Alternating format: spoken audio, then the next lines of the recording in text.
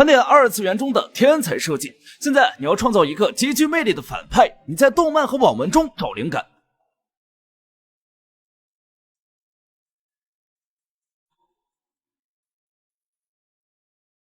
你发现第一代作者笔下的反派受限于时代和世界观，表现出来的智力和武力都难以服众，发展潜力低于主角一大截，耗费千百年的时间也没有太大进步。没错，你创造了《鬼灭之刃》里的无惨。无惨可以说是最蠢的反派，智力堪比一根成年香蕉，研究将近1000年也没有研究出蓝色扁花的下落，武力也并不是主题，被激活元一血麻康特，机智更是一坨太阳一照就化了。要是反派们聚会，无惨连桌都不能上。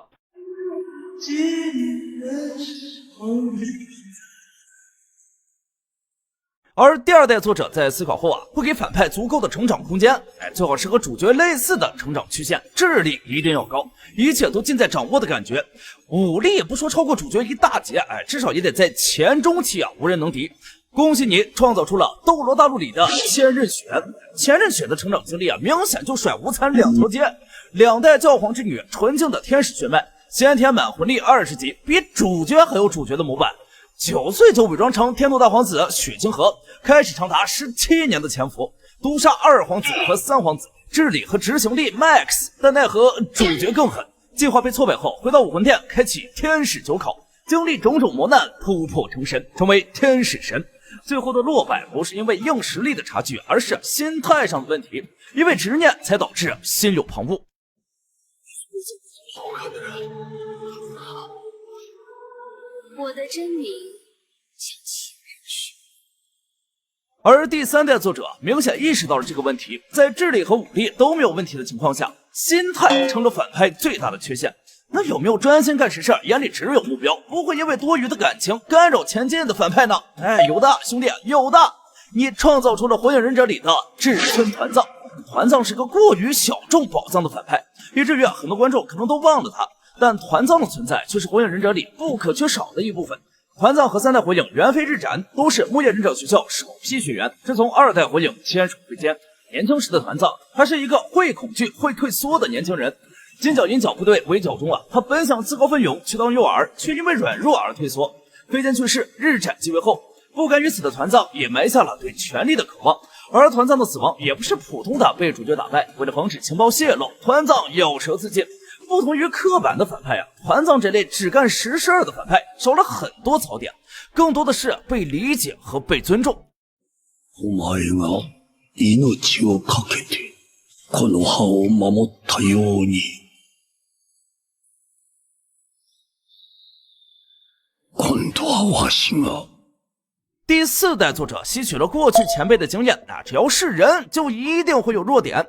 那如果反派不是人呢？哪怕智力再低，只要武力够，也可以力大专飞。聪明的你创造了网文史上唯一一个主角的爷爷，神秘复苏里的敲门鬼罗文松。作为主角杨戬遇到的第一个灵异灾害，同时也是稀有的 S 级厉鬼，罗文松可谓是逼格拉满。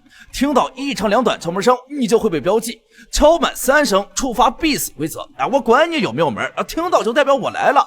作为民国7老之一的罗文松活着的时候就能力顶级，厉鬼复苏后更是上了一个台阶，给杨戬下出 PTSD， 往后的小杨从不敲门，而敲门鬼也从未被真正消灭过，只能被黄金封存。智力几乎为0，但武力却是最恐怖的一等，无法被消灭，只能依靠规则之力封印。